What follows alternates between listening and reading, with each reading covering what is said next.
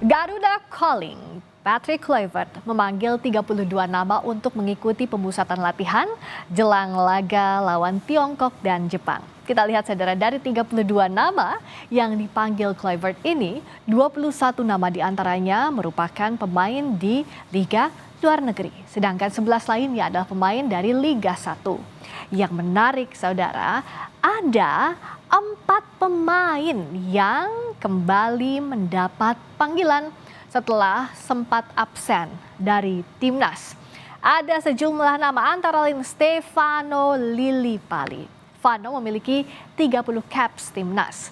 Terakhir main untuk timnas pada September 2023. Ada juga nama Asnawi Mangku Alam yang sempat jadi andalan timnas di era STY. Pemain dengan 48 caps ini tidak masuk timnas di laga Maret lalu. Lalu ada Sayuri bersaudara, Yakob dan Yance. Yakob punya 30 caps timnas, sedangkan Yance baru sekali bermain di timnas. Nah, dari 32 nama yang dipanggil timnas, ini akan diseleksi lagi menjadi 23 nama yang akan diturunkan di laga timnas lawan Tiongkok dan Jepang mendatang. Lalu siapa saja yang akan jadi pilihan utama Patrick Kluivert? Kita ulas usai jeda berikut ini. Jelang laga timnas menghadapi Tiongkok dan Jepang di kualifikasi Piala Dunia 2026, pelatih Patrick Kluivert memanggil 32 nama pemain untuk mengikuti pemusatan latihan. Dari 32 pemain yang dipanggil Kluivert, 21 diantaranya merupakan pemain yang bermain di Liga luar negeri. Sisanya 11 pemain berasal dari Liga 1. Yang menarik, ada beberapa nama pemain timnas yang comeback atau kembali dipanggil setelah sempat absen dari timnas. Di antaranya Stefano Lillipali, Yakob dan Yance Sayuri, serta Asnawi Mangku Alam. Sementara nama Ragnar Oratmangun menghilang dari daftar pemain yang dipanggil timnas. Ragnar tidak dipanggil karena sedang sakit. Ragnar nggak dipanggil karena lagi sakit. Jadi bukan karena apa-apa, sehingga dia karena alasan kesehatan ya, jadi nggak bisa ikut dalam pertandingan kali ini. Kembalinya Stefano Lillipali ke timnas banyak menarik perhatian pecinta bola tanah air. Lillipali terakhir bermain bersama timnas pada September 2023 lalu. Untuk melawan Cina, saya pikir tenaga dia dibutuhkan. Kenapa? Karena kita tidak punya Ragnar Oratmangun juga yang tidak ada dalam list. Mestinya ada Ragnar di sana.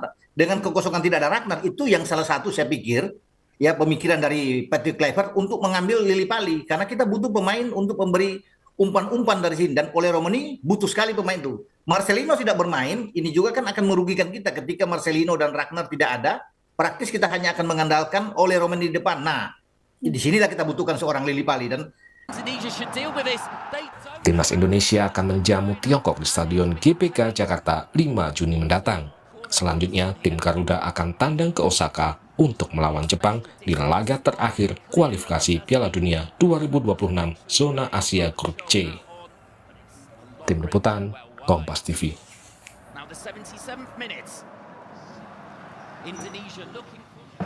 Garuda Calling, Kluivert memanggil 32 nama untuk timnas. Ada yang out, ada juga pemain yang comeback ke timnas. Kita ulas para pemain timnas pilihan Kluivert ini bersama dengan pengamat sepak bola Erwin Fitriansyah. Mas Erwin, selamat malam. Selamat malam. Seru ya kalau kemarin kita lihat sudah ada nama-nama 32 nama dari berbagai lini. Kalau secara general dulu, Mas Erwin lihat 32 nama ini jadi angin segarkah melawan Tiongkok di laga 5 Juni nanti? Ya, yang pertama adalah ada pemain-pemain yang tidak bisa bermain karena cedera, Ragnar cedera, lalu Marcelino nggak bisa main, Martin juga nggak bisa main karena akumulasi kartu, dan kembalinya beberapa pemain. Ini yang menarik adalah hasil pengamatan yang akhirnya dipanggil oleh Coach Patrick Kluivert dan para asistennya. Kan setelah menghadapi Bahrain, Coach Patrick dan beberapa asistennya ini kan juga memantau ya pertandingan di Liga 1, dan ada beberapa pemain yang memang sedang dalam performa yang bagus, posisi klubnya juga sedang bagus, akhirnya dipanggil ke timnas. Ini menurut saya cukup objektif, cukup masuk dalam harapan lah ya. Oke. Kita bahas per lini ya. Dari mulai lini kiper dulu. Kalau kita lihat di kiper ini menarik karena tadi sudah disebutkan juga oleh Mas Erwin bahwa Martin Paes kan absen, padahal dia selama ini jadi andalan. Apakah akan ke Hernando yang sudah lebih duluan ataukah ke Emil Odero? Kita lihat nih ada 5 nama, ada Hernando Ari, ada Martin Paes, ada Reza Arya, ada Emil Odero, ada juga Nadeo Argawinata. Nah, kira-kira kemanakah posisi Martin ini bisa jadi diberikan oleh Kluivert? Ya, kandidat terbesarnya mungkin kalau misalnya dilihat dari pengalaman, dilihat dari di mana mereka bermain itu mungkin Emil Odero. Tapi Emil Odero ini kan ada kemungkinan klubnya masih bertanding ya di kompetisi Eropa dan belum tentu bisa cepat sampai ke Indonesia. Nama kedua tentu Hernando serta Nadeo. Ini mereka yang ada di Indonesia dan pertandingan ini kan nanti mereka nggak akan kemana-mana, mereka ada di Indonesia dan nggak harus menempuh perjalanan yang jauh gitu ya. Sementara kalau Reza saya pikir ini merupakan pengalaman ya, dia baru pertama kali dipanggil. Ini juga salah satu kiper yang menjanjikan PSM, lagi bagus dan Coach Patrick dan asistennya memanggil Reza. Nah kalau dari nama Reza Arya dulu nih, nama baru kipernya PSM Makassar, kita lihat track recordnya cukup baik juga saat membela PSM. Tapi jika dibandingkan dengan 4 nama lainnya, bagaimana sih kalau head to headnya Mas Erwin melihat Reza ini? Reza. Kalau biasanya kalau kiper baru dan saingan-saingannya ini lebih berpengalaman, tentu lebih kepada memberikan kesempatan untuk merasakan atmosfer berlatih, mempersiapkan diri bersama tim nasional. Apalagi nanti yang dicoret kan ada 7 orang pemain ya. Biasanya kiper yang dibawa itu hanya 3. Kalau tanpa Martin, sangat mungkin Reza tersisih. Kecuali kalau ada kejadian luar biasa, misalnya Hernando atau Emil atau Nadeo tidak bisa bermain karena sesuatu hal atau cedera gitu. Meskipun Reza juga pernah dipanggil, tapi ya memang belum pernah dimainkan juga ya, belum pernah dibawa ke tim inti. Tapi yang jelas kalau performanya sejauh ini yang menggantikan Martin kan yang kuatnya antara Hernando, Emil atau Nadeo. Emil ini karena dia naturalisasi dan diharapkan bisa jadi layernya Martin Paes. Nah bagaimana melihat masing-masingnya, kalau Hernando sama Nadeo sebenarnya masih ada harapan nggak sih buat mereka itu mengisi layernya Martin Paes? Tentu ada harapan, apalagi kalau melihat Hernando dan Nadeo sejauh ini kan membawa timnya masing-masing ada di papan atas. Hernando bersama Persebaya dari peringkat 3, sementara Nadeo dari peringkat 4. Jadi memang mereka dalam performa yang cukup bagus di kompetisi Liga 1. Tapi kalau untuk kepercayaan diri, apakah Emil Odero masih unggul dibandingkan Hernando dan Nadeo? Karena ya keunggulan Liga misalnya, bermainnya tidak di Indonesia, apakah itu jadi pertimbangan utama selain memang dia dinaturalisasi? Nggak selalu sih ya, jadi belum tentu Emil Odero meskipun bermain di kompetisi Eropa, PD lebih bagus dibandingkan dengan Hernando ataupun dengan Nadeo. Satu hal yang jelas adalah Emil belum pernah bermain di laga resmi bersama timnas Indonesia. Bersama teman-temannya yang ada di timnas sekarang, Emil belum pernah bermain. Jadi itu satu hal yang mungkin bisa menjadi pertimbangan yang membuat Hernando atau Nadeo punya faktor juga untuk bisa menembus menjadi starter. Jadi secara pengalaman di timnas, khususnya di timnas, Nadeo sama Hernando ini masih punya kemungkinan begitu ya, karena Martin Paesnya kena akumulasi. Betul ya. Jadi peluangnya sama ya, punya keunggulan, punya kelemahan masing-masing. Tapi kan lawannya Tiongkok. Nah, untuk ketiga nama ini, apakah memang harus dengan standar tertentu? Misalnya Emil Odero yang diharapkan punya standar lebih baik karena bermain di luar, ataukah ya tidak hanya itu, tapi Nadeo sama Hernando Ari juga punya peluang yang sama juga? Satu hal yang Hernando sama Nadeo punya adalah mereka punya kesempatan bermain yang jauh lebih banyak dengan rekan-rekannya sekarang dibandingkan dengan Emil Odero. Bukan cuma kesempatan bermain, berlatih pun juga mereka Hernando sama Nadeo lebih sering ya, karena memang Emil bisa dibilang newbie kalau di tim saat ini. Jadi meskipun skillnya oke, tapi juga newbie ya. Kita lihat berikutnya deh, ke lini depan. Ini juga yang nggak kalah, belakang dulu. Belakang kita lihat kalau Bang Jai, lalu juga Justin Hubner dan Rizky Ridho, ini udah trio bentengnya kita lah ya, Mas Erwin ya. Tapi ada juga nama Maes Hilhers dan juga Jordi Amat yang mendampingi di lini belakang. Nah, menurut Mas Erwin ini udah jadi benteng paling ideal nggak sih buat kita?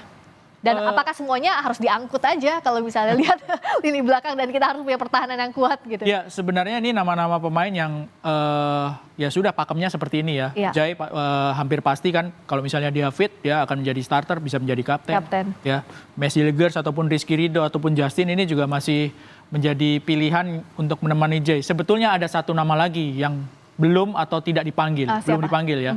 Ada nama Elkan Bagot yang sebenarnya juga menurut saya juga menjadi salah satu pilihan yang bisa memperkaya pilihan. Tapi sekali lagi, Coach Patrick mungkin lebih merasa bahwa ini pemain-pemain back tengah atau back yang di depannya kiper yang terbaik mungkin ya. Ya apalagi posisinya kan Elkan katanya udah di Bali tuh kan, dan TC-nya di Bali. Jadi pertanyaan juga kok nggak ada namanya Elkan gitu Mas. Ya tergantung kebutuhan sih ya, tergantung kebutuhan, tergantung selera. Saya pikir Coach Patrick juga mengambil resiko, berusaha untuk tidak mengambil resiko yang besar karena mereka ini lebih sering bermain bersama ketimbang dengan Elkan Bagot. Apalagi kan pertandingan ini kan juga sangat menentukan ya.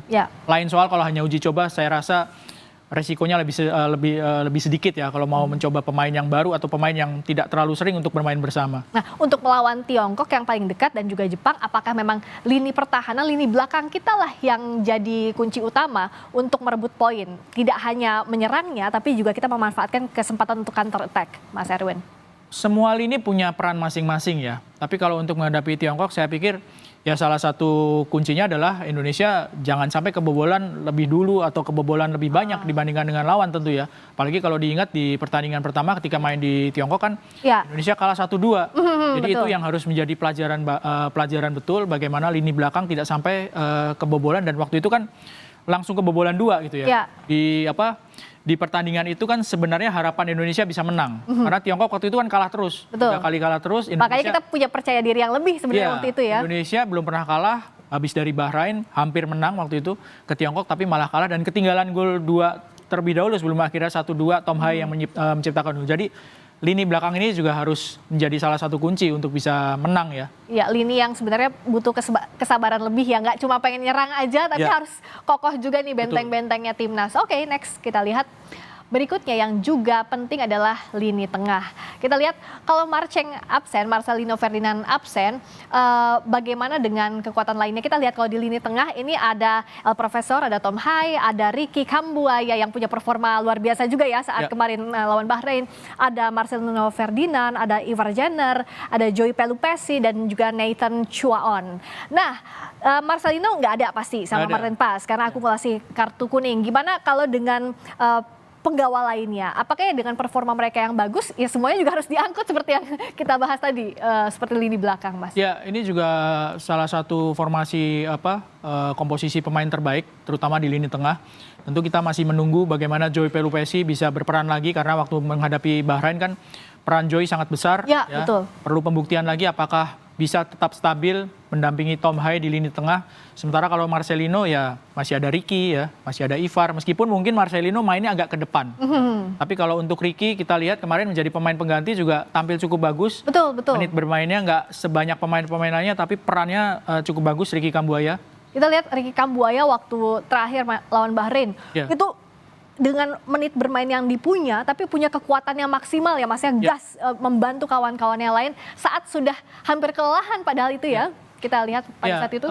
Dan peran yang dimainkan oleh Ricky itu kan nggak mudah sebetulnya ya. Waktu menghadapi Bahrain ketika dia masuk sebetulnya Indonesia tuh lebih banyak tertekan. Tapi masuknya Ricky waktu itu dia bisa langsung membawa peran yang positif ya, sehingga permainan dari Indonesia juga bisa menyerang lagi gitu ya, bisa aktif menyerang lagi, tidak melulu bertahan gitu. Itu yang menjadi salah satu kredit poin bagus ya buat Ricky di pertandingan terakhir. Dan bisakah kita katakan memang mereka ini saling mengisi? Karena kalau kita perhatikan misalnya Tom Hai, kenapa kita butuh menit di awal ini harus waspada? Karena Tom Hai kan biasanya nggak main sampai akhir begitu ya, di menit ke 70 misalnya diganti. Artinya apakah memang teman-teman yang lain ini harus mengisi posisinya Tom Hai meskipun kita tahu bahwa dia tidak tergantikan ya kalau untuk sebagai konduktor gitu di lapangan? Peran penting saya pikir akan dijalani oleh Joey Pelupesi ya. Dengan gaya main dia yang cenderung lebih tenang di tengah sehingga membuat Tom ini juga punya kebebasan, punya ketenangan ketika ikut menyerang. Seperti itu di lini tengah saya pikir. Oke, di sayap kanan kita lihat Sayuri bersaudara, salah satunya ini di sayap kanan Yaakob Sayuri, ada Kevin Dix, ada Sandy Walsh, ada Eliano Reinders, juga Asnawi Mangku Alam. Asnawi comeback di sini. Apakah memang kalau Mas Erwin lihat absennya Asnawi di laga sebelumnya ini jadi cukup PR juga untuk timnas Indonesia? Sebetulnya enggak juga sih ya, karena posisi di sayap kanan ini penyerang sayap kanan sama back sayap kanan ya. Kalau penyerang sayap kanan Yaakob Sayuri bisa main di sayap kanan, penyerang sayap kanan. Kalau untuk posisinya Asnawi, sebetulnya Asnawi ini juga menghadapi lawan yang tangguh ya untuk mendapatkan tempat inti. Karena Kevin Dix dan Sandy Walsh bisa dibilang pemain-pemain yang juga cukup tangguh dan cukup bisa untuk memberikan ketenangan di lini belakang ya. Bukan cuman bisa kuat dalam bertahan, tapi ketika menyerang mereka juga bisa dibilang pemain yang cukup bagus. Tapi Asnawi juga di luar kan juga bagus ya penampilannya ya, sehingga cukup fair kalau misalnya dia dipanggil lagi. Eliano bisa menjadi pesaing bagi Yaakob Sayuri di posisi gelandang sayap kanan ya, penyerang sayap kanan. Sandy Walsh juga ya, kita lihat Kevin Dix juga performanya dalam beberapa pertandingan bersama timnas juga punya peran penting ya. Betul. Mas Erwin ya. Ya, Sandy Walsh bisa cetak gol ya, Kevin Dix juga perannya juga cukup penting. Cuman Kevin Dix ini di beberapa pertandingan terganggu dengan cedera ya. Iya. Nah ini yang mungkin membuat Patrick Kluivert merasa perlu bahwa spare-nya tuh harus ada 2 orang. Ada Sandy serta Asnawi yang bisa melapis posisi dari Kevin Dix di posisi back sayap kanan. Jadi ada back, ada penyerang sayap kanan ya, biar lengkap juga di sayap kanan kita. Karena dari beberapa pertandingan kalau kita perhatikan juga, awal terciptanya gol dari lawan itu absensi di bagian sayap ya Mas ya? Ya, karena gini, kalau misalnya back sayapnya itu agresif ya, seperti Kevin di kanan ataupun Calvin Verdong di kiri, itu rawan untuk mendapatkan serangan balik ketika mereka melakukan overlap ke depan. Ya. Kalau pemain-pemain lainnya, gelandang tengah atau pemain back tengahnya itu nggak cepat untuk menutup posisi yang ditinggalkan pemain-pemain sayap, terutama di posisi back sayap, rawan untuk mendapatkan serangan balik dan bisa terjadi gol. Dari awal masuk ke timnas, salah satunya Eliano Reinders ini kan diharapkan punya peran yang lebih, tapi kita tahu kan sejauh ini belum menampilkan penampilan yang sangat impresif. Nah itu bagaimana catatannya kalau dari Mas Erwin? Di pertandingan terakhir ketika menghadapi Bahrain, Eliano kan juga sempat ya mendapatkan peluang kerjasamanya dari Ricky Kambuaya. Jadi mereka masuk sebagai pemain pengganti, tapi bisa mendapatkan peluang seperti itu. Oke, belum jadi gol, tapi apa yang diperlihatkan oleh Eliano ini cukup menjanjikan untuk menjadi pilihan utama, ataupun ketika Marcelino nggak bisa main, dia bisa main di posisi itu, di posisi sayap kanan atau di belakang striker. Jadi artinya progres itu memang menjanjikan Eliano bisa tampil bareng timnas nanti ya? Iya, bisa saja seperti itu. Dan Sandy Walsh juga ya, kita lihat kalau Sandy Walsh ini kan karakternya lebih tenang dibandingkan kawan-kawan yang lainnya, tapi cukup bisa memberikan peluang untuk lini-lini lainnya ya Mas Erwin? Betul, pilihan di posisi back sayap kanan, Sandy Walsh bisa memperkaya pilihan dari Coach Patrick. Kalau di sayap kiri kita lihat, dari Sayuri bersaudara ada Yance Sayuri di sini. Tapi kita lihat juga ada nama Shane Patinama, ada Arhan yang comeback, pertama Arhan, lalu Calvin Verdonk, ini yang memang selalu jadi andalannya timnas, dan juga Dian James. Nah kalau dari komposisi sayap kiri gimana Mas Erwin? Ya, kembalinya Yance ya. Yance ini kembarannya Yaakob ya. Sayuri Brothers, mereka sama-sama kembali dan kebetulan memang performanya lagi bagus di klub Maluku United. Mereka ada di posisi papan atas, ada di posisi 3 ya, posisi 2-nya Dewa United. Jadi mereka bisa menjadi pilihan juga karena mereka punya posisi yang menguntungkan untuk menyerang ya, untuk tim bermain menyerang. Dan lawan China ini kan kita mengejar kemenangan untuk bisa lolos ke babak keempat. Jadi pemain-pemain seperti Yance menjadi pilihan yang baru. Tapi kalau untuk kita ke belakang, posisi back sayap kiri, nama Calvin ini susah untuk digantikan ya. Dia tampil stabil di Belanda, di Liga Belanda, beberapa kali masuk ke dalam Team of the Week, dan penampilannya sangat stabil. Salah satu pemain paling stabil adalah Calvin Verdonk. Oke, Pratama Arhan atau Shane Patinama bisa menjadi pelapis, tapi kalau misalnya Calvin dalam posisi dalam kondisi yang fit, susah untuk menggeser posisi Calvin Verdonk. Ya, seperti yang disampaikan Mas Erwin tadi ya. Sering juga masuk TOTM, Team of the Month, Team of the Week, Team of the Month. Ya, di Eredivisie. Jadi penampilan impresifnya Calvin Verdonk akan susah digantikan ya untuk yang lainnya. Gimana kalau Dian James, salah satu pemain yang juga diandalkan atau yang diharapkan bisa diandalkan di timnas? Nah, ini Dian James ini bisa jadi saingan bagi Yance ya di posisi depan dari Calvin Verdonk, karena di pertandingan lawan Bahrain kan dia juga dimainkan di posisi itu ya, di posisi sayap kiri. Cuma memang Yance sama Din menurut saya punya peluang, punya kesempatan yang sama kalau melihat bagaimana Yance juga cukup stabil di Liga 1. Iya. Dan Shane Patinama juga saat diturunkan di lapangan dia punya sense yang baik ya untuk melakukan kerjasama dengan lini-lini lainnya. Kalau Mas Erwin melihatnya begitu juga? Cuma gini, kalau Shane ini juga saingannya kan nggak ringan gitu. Kalau dia dimainkan di posisi back sayap kiri, saingannya Calvin. Dan nggak mungkin juga nggak dimainkan untuk Calvin ya. Susah. Kalau Calvin fit, Sian juga harus bersaing dengan Pratama Arhan. Ini pemain-pemain yang mendapatkan rival untuk mendapatkan posisi starter di posisi yang cukup sulit ya, karena Calvin Verdong sangat stabil penampilannya. Tapi kalau untuk starter, oke lah akan bersaing ketat dan tergantung nanti gimana strateginya Patrick Kluivert untuk memilih siapa yang jadi starter. Tapi untuk masuk ke 23 orang itu setidaknya 5 nama ini punya peluang masih yang besar. Terbuka ya, masih terbuka karena Sian juga kalau misalnya terpaksa pun bisa didorong ke depan untuk main sebagai posisi sayap kiri. Jadi pemain-pemain dengan multifungsi seperti itu yang sangat dibutuhkan dalam pertandingan yang jadwalnya kan ketat ya. Tanggal 5 main, tanggal 10 harus main lagi di Jepang. Jadi pemain-pemain yang punya kebiasaan bermain di lebih dari satu posisi itu sangat berguna. Seperti Sian, ya, Dean James ini sangat-sangat berguna. Kalau kita lihat namanya dari tadi itu yang juga ditunggu adalah lini depan. Siapa ya? Oke, kita lihat lini depan. Nah, lini depan ya sudah pasti kalau oleh Romani ya, yang produktivitas golnya membawa timnas Indonesia menuju kemenangan di beberapa pertandingan.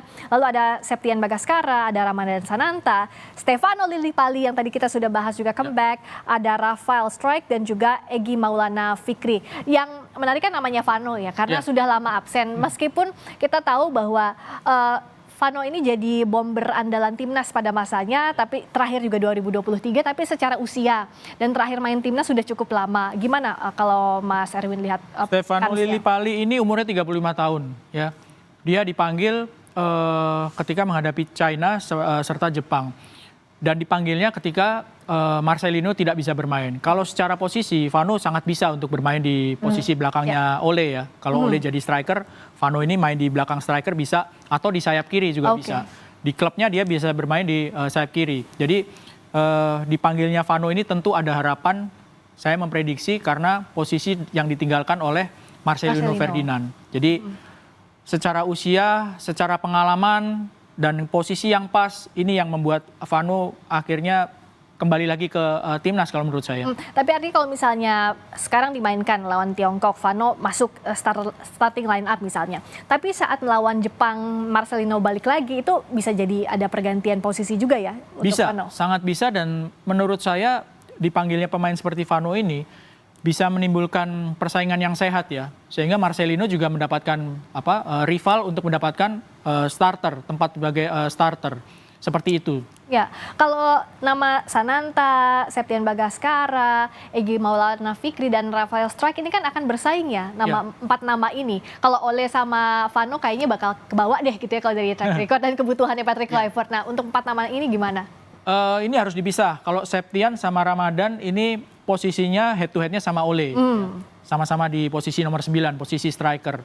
Jadi kalau Septian sama Ramadan ini seperti di posisi back sayap kiri, saingannya berat gitu ya. Kalau di back kiri tadi kan ada Calvin Verdong, sementara kalau di striker ada Ole. Dan Ole sudah membuktikan ketika menghadapi Bahrain, dia bisa cetak gol yang membuat Indonesia bisa menang. Menghadapi Australia juga sempat bisa mencetak gol. Jadi artinya Ole ini salah satu andalan. Kalau misalnya dia fit, tentu Ramadan serta Septian juga cukup berat untuk bisa mendapatkan tempat di posisi starter ya. Oke, tapi line keduanya itu siapa kira-kira? Layer keduanya Ole dari Ramadan dan Septian yang punya kans lebih? Kalau dilihat dari penampilan di Liga 1, saya melihat Septian bisa lebih formnya lebih bagus dibandingkan dengan Ramadan Sananta. Septian ini koleksi golnya 7 ya. Jadi dari 20 top scorer di Liga 1, hanya 3 orang pemain Indonesia, Egy, Septian, sama Yakob Sayuri. Jadi 3 orang pemain, dan Septian adalah salah satunya yang menjadi top scorer pemain lokal Indonesia di Liga 1 sekarang. Jadi kalau urutannya itu kemungkinannya kalau yang kita bahas Ole, Septian, Ramadan ya. Kalau antara Rafael dan Egy gimana? Kalau di posisinya mereka, Rafael juga kan di Brisbane Roar ada peningkatan begitu ya. Pun Egy Maulana Fikri kemarin dilihat langsung sama Patrick Kluivert saat bertanding. Nah, gimana kalau mereka berdua? Ya, kalau Egy ini dia adalah top scorer untuk pemain lokal di Liga 1. Dia cetak 12 gol. Saat ini klubnya Dewa United juga ada di posisi 2. Jadi pemain-pemain seperti Septian serta Egy yang main di Dewa ini dipanggil karena mereka tajam, mereka punya kontribusi besar untuk membuat klubnya ada di posisi yang bagus di Liga 1. Egy saya pikir di posisi kanan ataupun di posisi belakang dari Ole juga bisa masuk di situ. Sementara kalau Rafael, dia biasanya bermain di sayap kiri ya. Sayap kiri juga dia saingannya mungkin sama Dean James ya. Pemain-pemain yang juga harus mendapatkan harus melakukan usaha yang keras untuk mendapatkan tempat starter gitu. Tapi setidaknya kita melihat 32 nama ini cukup tenang dan punya harapan lah ya Mas Erwin, kalau untuk siapapun yang dipilih ke 23 nama, siapapun itu bisa diolah untuk jadi tim yang solid di Garuda ya? Ya, tentunya seperti itu, bisa mendapatkan poin penuh, apalagi kan Indonesia mendapatkan kesempatan untuk main home. Ya, harus GBK. bisa di GBK dengan dukungan penonton. Ya sayang sih kalau nggak bisa dimaksimalkan jadi kemenangan. Ya semoga bisa maksimal dan harus maksimal untuk merebut poin penuh nanti di Gelora Bung Karno. Nonton Mas Erwin nanti ke sana? Insya Allah. Insya Allah nonton ke sana biar teriaknya langsung ya. Terima kasih Mas Erwin Firdiansyah telah bergabung di Sapa Indonesia Malam.